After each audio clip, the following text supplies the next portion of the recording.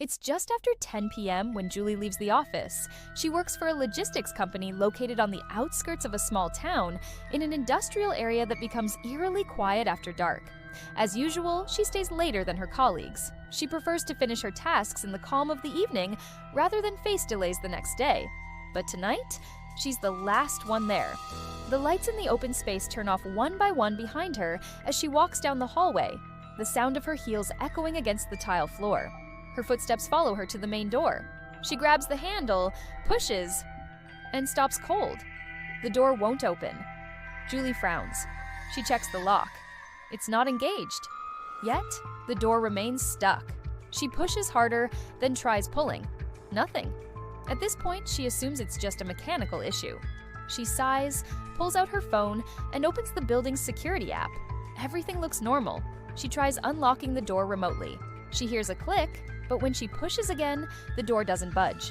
She's locked in. Fortunately, there's a second exit, the service door at the back of the building, reserved for cleaning staff and deliveries. Julie's never used it, but she knows where it is.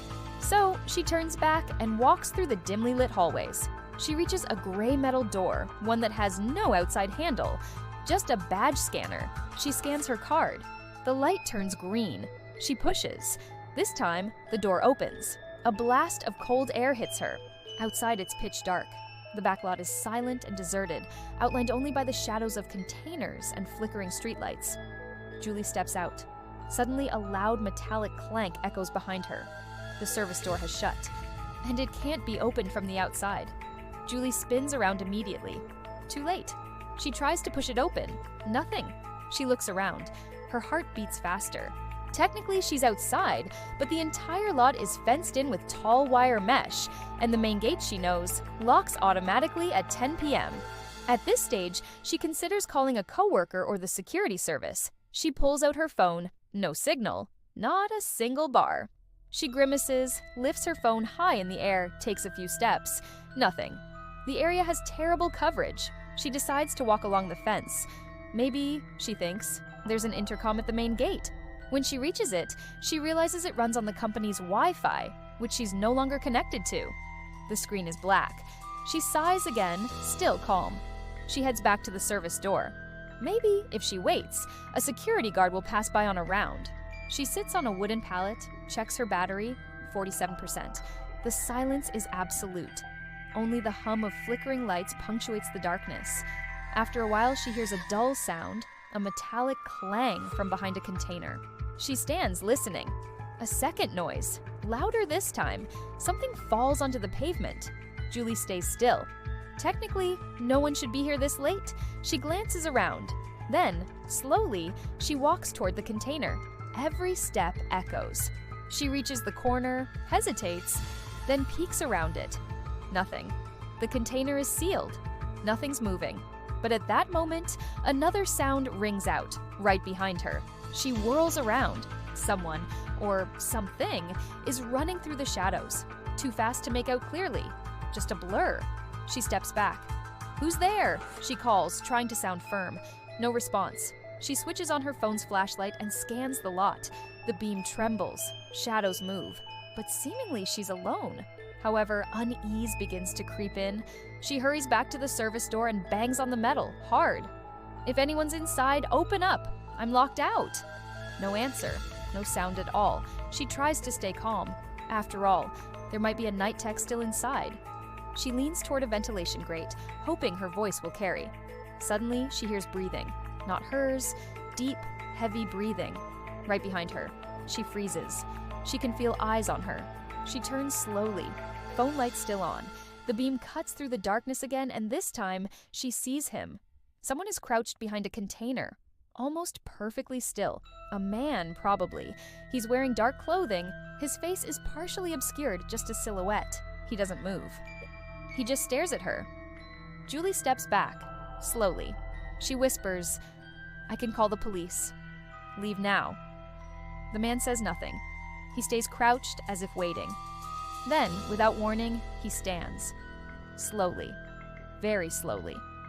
Julie steps back again, trips on the pallet, catches herself. The man takes a single step toward her, then stops. She runs. She darts along the building wall, heads for the gate. Even though she knows it's locked, she's desperate for an escape route. Nothing. She spins around. He's gone. Still, she knows what she saw. She wasn't imagining it. A chill climbs up her spine. She decides to climb one of the containers to try getting a signal. It's hard work, but she makes it. She stands, arm extended, phone high. 1 bar. She dials 911. It rings. Once, twice. Emergency services? What's your location? She exhales, clutching the edge of the container. I'm locked in the yard of my workplace. There's a man following me. I'm alone. I need help. Okay, stay calm. Where exactly are you? She gives the address. The voice is steady, taking notes. A patrol is on its way. Stay on the line, all right? Yes. But then, she hears metal scraping. She looks down. The man is climbing the opposite container. She screams. She jumps. Her ankle twists violently as she hits the ground. Pain shoots up her leg, but she scrambles to her feet and runs. Behind her, she hears frantic footsteps. Clumsy. Fast. Her phone slips from her hand. She turns. He's gone again. She crawls toward a dumpster, squeezes inside, barely breathing. Footsteps approach. Close. Very close. Then stop. Silence. Then a dragging sound. Metal on pavement. A crowbar, maybe. Julie curls up. Her heart pounds so loud she's sure he can hear it. Then, the voice in her earbuds still in place crackles softly. Ma'am, are you still with me? She doesn't answer. She can't. The patrol is less than 5 minutes away. Try to stay safe. She hears the steps again. They fade. Slowly. She waits. A long time. Too long. When she finally crawls out, she limps toward her phone. It's intact. She picks it up. Suddenly, a blinding light hits her. A police car. Officers get out, weapons drawn. She runs to them, breathless, shaking. There's a man in the yard. He chased me. He's armed. The officers search the premises. They find nothing. Apparently, no one was ever there. No footprints, no broken locks. Julie points to the container, mentions a crowbar. Nothing.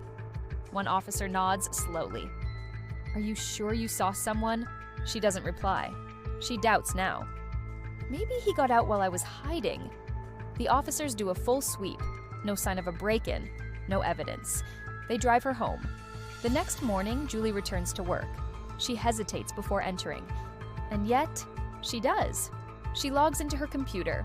The night guard steps into her office. Did you stay late last night? She nods. We saw motion alerts on the yard cameras. We checked, but nothing showed up.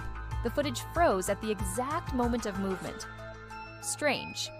Julie looks at him. Do you still have the recording? He shakes his head. The video erased itself. It's happened once or twice before. Probably a software glitch. Then she asks, have other people reported anything unusual here? He hesitates. 1 or 2 mentioned seeing someone lurking, but we never found anything. He shrugs, trying to smile. Probably just a vagrant looking for shelter. Nothing serious. Julie nods. Returns to her desk. She looks out the window. The lot is empty. The gate is open. Yet something tells her he's still out there, somewhere. And next time, she might not make it up that container in time. The end. Or at least, that's what she hopes.